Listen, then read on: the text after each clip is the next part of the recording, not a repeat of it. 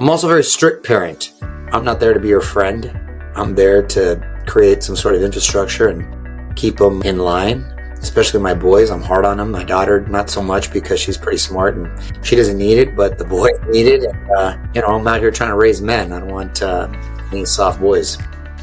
Hey friends, and welcome back to the Paula Faris Show. I'm your host, Paula Faris. My fabulous co-host, John, will be rejoining next week as we continue to talk about the hot topics that you're having in your home, those conversations. We're going to be talking about how to take care of your kids and your aging parents, that sandwich generation, fabulous conversation about youth sports and how far is too far. Also, tween and teen boys. Jesus, take the wheel. How do we connect with them and how do we understand them? But today you're in for a treat. Sometimes we have a great topic. Sometimes we have a fabulous guest. Today we have both of those. We are talking to Mario Lopez of AC Slater and Saved by the Bell fame. He's now a host at Access Hollywood. If you want to go to the Wayback Machine, Kids Incorporated, that's where I remember him from as well. I love that theme song. And I think if you know what I'm talking about, you're going to have that theme song in your head the rest of the day. But Mario has a fabulous story. He talks about being a really strict parent, something that is going to surprise a lot of us, and also how he prioritizes his marriage of over 10 years. He's got 3 kids, and how turning 50 this past year just totally wrecked him. And he and I also have a connection with the Boys and Girls Clubs of America. I'm a trustee and ardent supporter of the organization, and Mario was a club kid. He's going to talk about how it really shaped his childhood and helped him grow into the person that he is today. These are conversations that I want you to share with your partner, with your loved ones, because these are the hot topics that you're having in your home. So without further ado, I want to introduce you to our new friend, Mario Lopez, on why he's a strict parent, how he keeps the passion in his marriage, and how 50 just turned his world upside down. So Mario Lopez, or should I say AC Slater, looks like you just got off set. I did. I'm shooting Access Hollywood right now, and it was my 3rd show today. I had on with Mario, my nationally syndicated radio show. Then I had Access Daily. Then I'm shooting Access Hollywood, and then I'm going to go do my podcast, 3 Knockdown Rule, which is a fight podcast after this. So we're trying to squeeze it all in. Oh my gosh. I hope you give me just like a little teeny bit of energy and we'll be good. I promise this is going to be so much fun, Mario, okay? I promise. I'm here. I'm good. Do people still call you Slater or do they call you Mario? More people, I think, know me as Mario now only because I'm always on TV hosting as Mario. And I've been doing hosting gigs in my job for 15 years now in a row. So every night I'm like, hi, I'm Mario Lopez. So I just think you hear that every night at 7 p.m. on NBC, and on the weekend on the radio, hey, you're on with Mario Lopez. And people get into it. Now there's a certain generation and Gen X, X, that's me right there. Yeah. Well, even younger too, that will know me, but then they'll still call me Mario for the most part. I think, again, because of the hosting, and I'm always identifying myself. Well, Mario Lopez, AC Slater hasn't done too bad for himself. You've been married over 10 years. You got 3 kids. Can you believe it? I mean, 3. You got a beautiful daughter, 2 beautiful sons, and a gorgeous wife who you've been married to since I think 2012. So you've done well, Mario. Feel very blessed. Awesome wife, great kids, everything professionally and personally. Couldn't be better right now. So I'm very grateful. You're a blessed man. Is there anything that people would be surprised about your parenting? So your kids, you have a daughter, I think, who's just becoming a teenager. You got 2 boys. I don't know their exact ages. I think one might be the tweenish age. And then you got a real young one who's wrestling, by the way. I saw that. Is there anything that people would be surprised about your parenting style or parenting in general? Well, I'm a very present father. I'm there for my kids' practices, their tournaments, their recitals, their competitions. There's a lot of them. They got pretty busy schedules. So I always, as busy as I am, I always make it a priority to put family first. That's great. I also notice some stuff if it conflicts with it because you can't get that time back. I'm also a very strict parent. I'm not there to be your friend. I'm there to create some sort of infrastructure and keep them in line, especially my boys. I'm hard on them. My daughter, not so much because she's pretty smart and she doesn't need it, but the boys need it. And, I'm out here trying to raise men. I don't want any soft boys. Yeah, that seems like a pretty standard. That's how my husband is with our daughter. And then he's real tough on the boys. So I get that. I've seen your daughter's a cheerleader. At least your youngest. I think both of your boys are wrestlers. So you're a sports dad. What kind of dad are you on the sidelines. I can get a little crazy because my husband also coaches high school basketball. And then my kids are super involved in volleyball, basketball, flag football, golf, you name it. What kind of parent are you on the sideline watching your kids? I'm harder in practices than I am when it comes to tournament and competition time. I kind of lay back and I don't try to yell too much, just if there's certain things, but I kind of let the coaches take over, and I don't want to draw too much attention because they're already getting a lot of attention because they're my boys. Yeah, so I don't I want to get draw that. too much attention. So I try to kind of lay low. Yeah. But your daughter, she's 13. I have a 16-year-old daughter, Mario. It is the teen years are something Oh, I know. I already else. feel it right now. Oh, tell me a little bit about what you're going through right now as a dad of a teen daughter. Well, you see, there's a lot of locking of the doors and a lot of texting, and the affection isn't what it used to be with her with me. And I don't get so much attitude as my wife does, but she's still kind of daddy's girl. She's great with me, Yeah, but she does get a little moodier. But 13's a tough age, and it is. walking with her braces and the whole thing. So she's going through a lot. She's figuring herself out, but she's beautiful and very talented and smart. So I think she's going Yep. to be just fine. That's awesome. That's very typical for girls. I just learned from a therapist for them to kind of butt heads with their mother because they've always been the safe space. So they take it out on their moms. So we just went through something, Mario, in our household. Our daughter is 16, just kind of started, like, just found a guy that she wanted to date. And my husband lost his mind. I have never seen him a less healthy version of my husband than when his little girl started dating. So how's that going to go over? And especially like to date Mario Lopez's daughter, like how's that going to go over in the Lopez household? How are you going to handle that? Well, fortunately, I'm a few years away. At least I think I am. And I haven't given it too much thought, to be Yeah, honest with you. I'm just going to, I think I raised her to be pretty open and honest with me. And that's great. I've always told her, as long as you tell me the truth and communicate with me, I'll always have your back. Mm-hmm. And she trusts me, and I think she is for the most part. And the guys will see when I eventually meet them how I'll handle the moment, but I think Mm-hmm. I'll be fine. My daughter was mortified because we're a little old school. And we're like, he's got to come ask for permission, and he's got to come in the house. He can't lay on the horn. He's got to like There's none of come that in. honking at the no. Then I was like, that ain't gonna fly. That is not gonna fly. A big question that I get is the phones and the social media. How do you guys handle it in your house? Because I've heard a lot of celebrities say, I don't even have internet. So, but that's not really, I mean, that's not the norm. How do you guys handle it in your home? Yeah, well, it's not very practical. You can't exclude them from the outside world. So Yeah. my daughter, I believe she has a phone. My wife just got her one, but it can only call, like, I think our family or certain people. There's just like a selective number of Yeah. people. I don't know how she rigged it out. And then she's not on social media. I'm going to try to keep her off of that as much as I can, but I think it's inevitable. But she likes to do these little TikTok dances and stuff with me, so she'll check out mine every once in a while. Mm-hmm. She's not. Neither my son isn't either. He too has a phone. They have iPads, so there's a certain balance, but they're not really consumed by it too much. Yeah, that's good. That's really good. And I know your boys are involved in a lot of stuff too. I think it's important to keep kids involved and be physically active, whether that's sports. I know one of your kids plays piano too. All of them do. They all play piano. They all sing. They all dance. My boys Look at wrestle, do that. jiu-jitsu, and my daughter does gymnastics, That's great. cheerleading, dances, the whole thing. So they're all very, very busy. Well, you started dancing at a very young age. I know you're now an amateur boxer, and you're like, what have you got? Like a purple belt in jiu-jitsu, which you started a couple of years ago. But I know you started dancing at a very young age, and your Boys and Girls Club, your local Boys and Girls Club, really became crucial in your life, whether that was learning how to tumble or wrestle. Like, what kind of refuge did you seek from your Boys and Girls Club? And the reason I'm talking about this is I'm a trustee of the Boys and Girls Club. I believe kids are our future. We got to invest in them. And I know that the Boys and Girls Club really was instrumental in your life growing up. So can you talk a little bit about that? Yeah, I didn't grow up in the most upscale neighborhood. I was a border town kid down in Chula Vista, and my parents were very blue-collar folks. My dad worked for the city, and my mom the phone company. And after school, those 3 hours before they got home, Mm-hmm.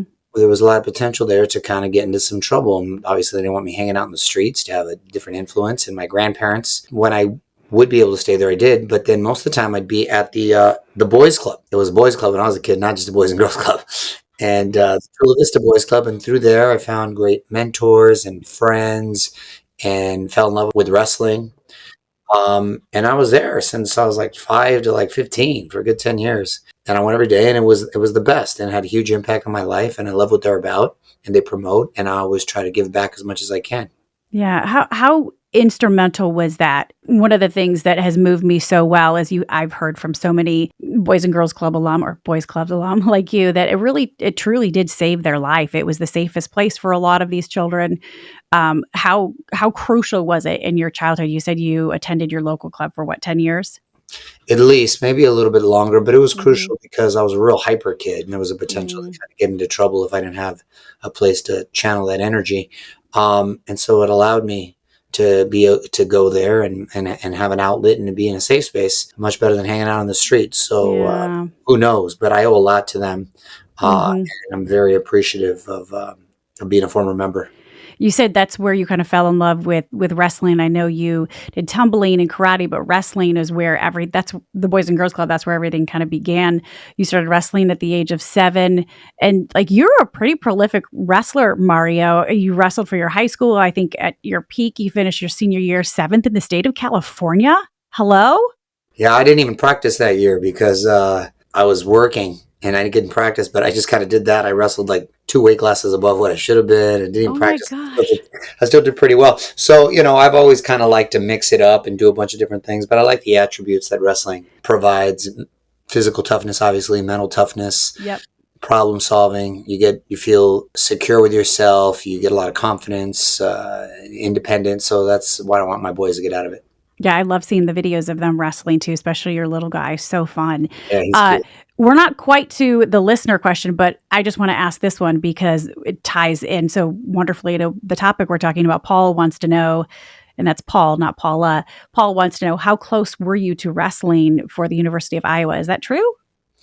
That was a line from a show back from a show back in the day. But I did get opportunities for other colleges, but I just kept working. I was always Yeah, working. I've been working since I was 10 years old. it's So, crazy. I've been working a lot, and Hmm. I feel very grateful to be able to have been working a lot. Yeah, you recently turned 50. How is that even how's that even possible? I'm close to it. I'm 48, okay? So right there behind you, but like do you think like is this when we're supposed to start thinking about like our legacy and what we want to be remembered for? Well, hopefully, I'm not going anywhere anytime soon, and I'm just looking at it like the first 50, and we've got another There one to you go. go. So we'll see. I mean, it beats the alternative. It kind of messed with me a little bit, but I'm okay with it now, and I lean into it, and Mm, you learn a little to be a little bit more patient and not sure. take certain things for granted. How did it mess with you a little bit? Because you start doing math, like, oh God, the average person only lives to like 76. I only got 25 more years, da da da da, all Oh, this kind of yeah. stuff. Yeah, I get that. I do start to You'll think get though. that. You'll see. Oh, look, I'm right behind you. I've got just a little over a year Yeah, to I go. know. You'll see. So I know, but it's like the climb. It's like a roller coaster. It always the best part is the way down. Is right. It's and so I feel like that's kind of what the last part of our life is going to be like. Those last I chapters, hope the so. That's back a good half of analogy. it. Use that. So Yeah. yeah, it's all that climbing, and then we just get to enjoy it, right? Right. Okay, so one thing I really admire about you and being in the limelight and the spotlight is how publicly just effusive in praise you are of your wife Courtney, who you've been married to since 2012. It's not the traditional like Hollywood marriage. You guys really just are obsessed with one another. You wrote her the sweetest post. Oh no, sorry, this is what she wrote to you. She said, 50 is finally here, baby, and I love you more than ever. You're the hottest man on the planet, and I'm the luckiest woman. She says, I'm going to start planning for your 100th birthday now. How do you protect your marriage, Mario? You guys clearly are crazy about one another. How do you protect it? Well, I'm very, very blessed and lucky to have met her, and to have met her when I did. Because had I met her a lot sooner, I probably would have messed it up. But I think timing's more important than anything. And I was a little older, and we met doing a Broadway Yeah. show, and we just sort of clicked from the beginning. The more time I spent with her, and when she became my wife, and she became the mother of my kids, I fell in love with her Mm-hmm. more and more every phase. And as I get older, we just seem to get better. Not to be corny, but everything's great, and she's such a great mom. It makes me kind of fall in love with her all over again. How do you guys prioritize? time, just the two of you. That's something that's a big challenge for my husband and I, who I mentioned, we have 3 children, and we have high school, middle school, elementary, and, he works full time, I work full time. How do you guys prioritize just the two of you, though, and really investing in that relationship? Well, you make it a priority, and as busy as I am, and she's busy too, we carve out date nights. We do little quick getaways, and it really helps. So you can't stop dating your wife just because you got married. Yeah, that's really important. And is it possible for you guys to have a conversation and go out to eat and not talk about the kids? Because that's really hard for us, my husband and I. I'm like, let's. It's challenging, but it's okay. I don't mind talking about the kids because that's Yeah. a product of love, and Aw. we have a lot going on with them, so it gives us a Yeah, chance to you catch do. up. 2 busy working parents. You both work outside of the home. You said you met her on Broadway. She's a dancer. She's gorgeous. She's often a co-host. And when you have 2 busy working parents that work outside of the home, how do you partner well? Because look, I formed a company a couple of years ago called Carrie that advocates for working moms. So much of the mental load falls on mothers. We're working at home, we're working outside of the home, and we're just burned out. It's been a struggle for my husband and I, but I feel like we're kind of at a place after 23 years of marriage.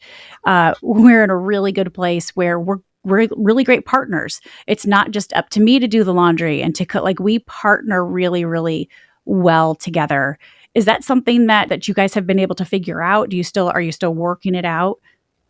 Yeah, I think it's all about communication and a constant form of communication, and give and take. And you have to be united, whether it comes to parenting or whether it comes to your approach on how you're going to Yeah.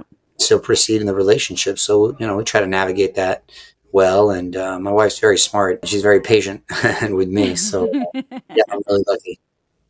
That's awesome. So I know Cameron Diaz made some headlines. Let's normalize spouses sleeping in separate rooms. That's not happening in the Lopez household. That's not happening in my household, right? Yeah, no, I'm not. I'm not necessarily a fan of that. Separate rooms will turn into separate houses at some point. Plus, Yeah. I like to cuddle. I like to I'm cuddle. with you. My husband has a CPAP. I'm like, it's okay. That's just part of it. That's one of the reasons he got a CPAP, was so that I could sleep better and he doesn't snore as much anymore. So, hey, we've all got it. But I like to be, and I'm also a physical toucher. That's one of my love languages. So, not necessarily for me, but that's okay. Yeah. We're going to close it out. You've been so gracious with your time. I know you've already had a full day. You've got more coming on the backside of this. So just a couple of questions, and then we'll wind it down. We can do these as lightning questions. They're from Okay. viewers and listeners. All right, Mario. You got it. Okay. Chuck wants to know, how fun was the episode when Slater beat up Preppy and Zach and Slater fight? How fun was that episode? That resurfaces every anniversary. I'm proud of that fight because I choreographed it, and Of course you I did. can't believe people still talk about it all the time. But it was pretty good one for a couple high school kids. I love it.